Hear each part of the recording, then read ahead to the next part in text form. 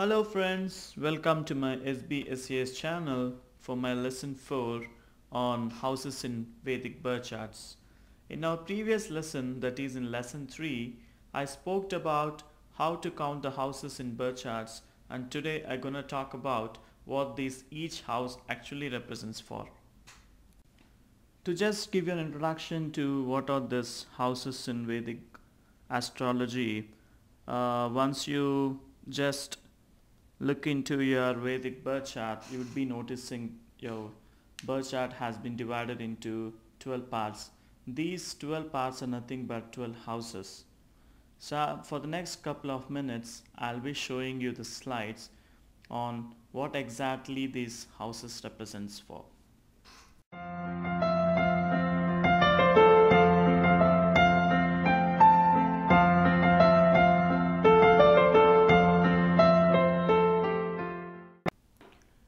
So let's start with the house number 1. The house number 1 is the most important house in Vedic astrology. It is the house of your ascendant lord or rising sign that always occupies your first house. And it is also known as Lagna in Vedic astrology. In Vedic astrology, as you know that ascendant is the main indicator of one's most personal characteristics and tendencies. And therefore, this is the most important house of the Vedic astrology birth chart. The first house reveals your outlook on life, indicates how you project yourself to the outer world. It is the house of yourself. It determines your character, your personality, your bodily appearance, nature, and longevity. House number 2 is the house of your livelihood and the wealth. This second house rules livelihood and accumulated wealth. It is connected to your earning capacity and ability to provide for yourself in life. It indicates the financial success and the material resources that you will be able to acquire through your own efforts and the labor. It is the house of your fixed assets, how much the wealth that you could able to gain. And indicators of education and early childhood also appear here. As your age and mature, this house expresses how you handle your family issues, and also it deals with your social networking and important objectives in your life. This is the house of your fixed assets. So overall, this house 2 rules family, fixed assets, speech, family business, your throat, and this also includes your married life.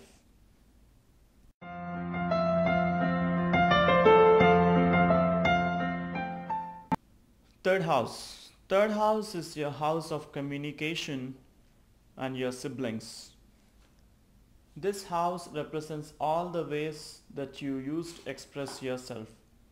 It shows your basic energy in the life, the power of speech, and this house also creates the will to reach your ambitions and the goals.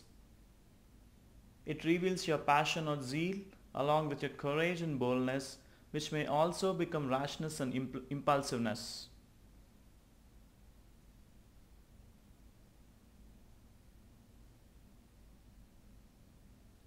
This third house signifies your younger brothers, sisters, and your relationships with them. Your courage, intelligence, your power of speech, and how you relate with each others in your formative years, short distance travels, clothes, health of your younger brothers and their success and failures are also represented here.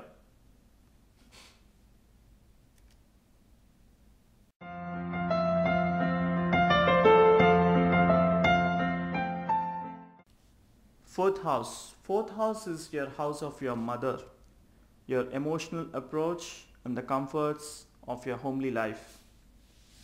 The fourth house signifies mother, property, cars, domestic surroundings, real estate business, happiness with your family, agricultural land, loss and hidden treasures, and issues like upbringing, education, and refinement in life can be seen in this house.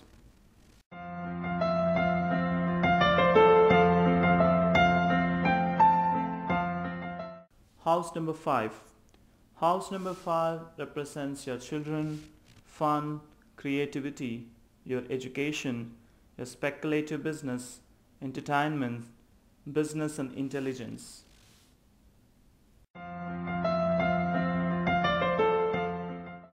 House number 6. House number 6 in Sanskrit is termed as Shatrubhava. This is the house of enemies and the kind of obstacles that you may face in your life. This house also signifies your service and the relationship between employees and subordinates, your debts, obstacles in life, mental worries, and the opposition.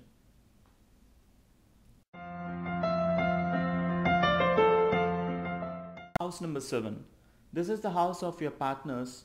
It could be the legal partnership or a business partnership and your relationships with them. 7th house rules your marriage and the relationships. This may even include the joint ventures, foreign partnerships or legal partnerships.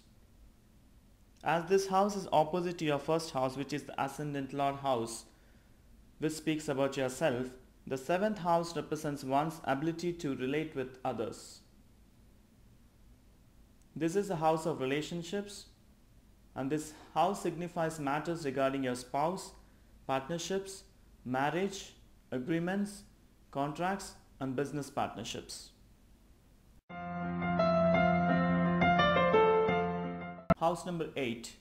This is the house of death or mysteries and the sudden events that occur in your life. 8th house is generally known as house of destruction.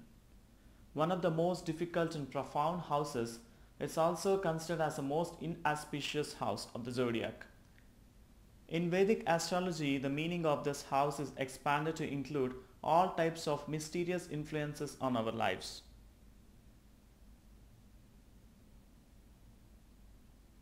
This house signifies diseases, death, longevity, knowledge of psychology, fear, misfortunes, gain from in-laws, gain from your spouse, obstacles, property of your partner, and the sudden events.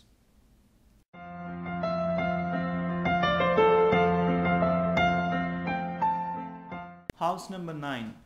House number 9 denotes the destiny, luck, and the sudden gains in your life. This house signifies your base values, ideals, and principles. This is the house of destiny and luck, and a strong placement here blesses you with sudden gains and unexpected good luck and the pushes the perform fortunes of your life to much greater heights than expected. Vedic astrologers view this house as a reading of grace. It reveals our deeds of virtue in present and in the past lives. It indicates previous karmas, spiritual life, long distance travel, religious beliefs.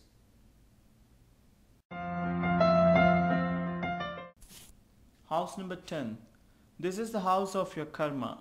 It signifies your profession and career.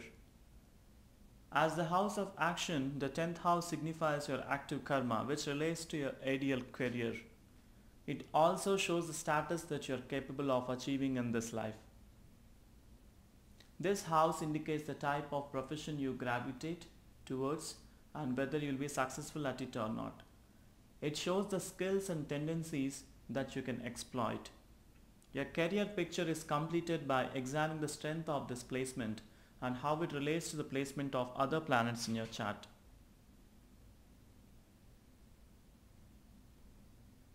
This house signifies career or vocation, profession, business, status, power, achievements, and the promotion.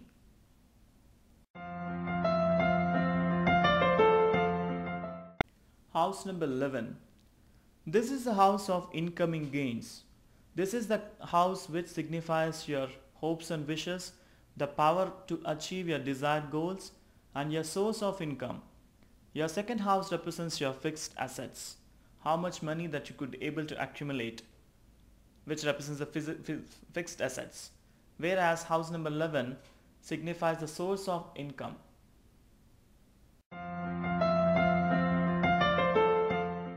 The last house of the Vedic birth chart, which is the 12th house, this is the house of expenses and your hidden talents. This house represents your expenses, your foreign country settlements, your losses. This losses not only could be in terms of money, this could be in terms of your health, loss of health, or loss of enemies. Sometimes this house is also considered as a positive house. Just because losses mean it's not necessarily loss of money, it could be loss of enemies or health, as in you will lose enemies, which stands for you may not have much enemies, or you may not have too many diseases in your possession.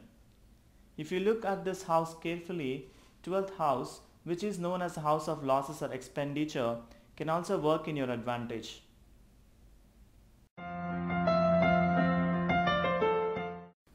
So that's all for today, friends. Thanks for listening to my video.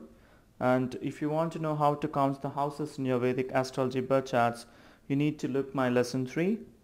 And bye for now.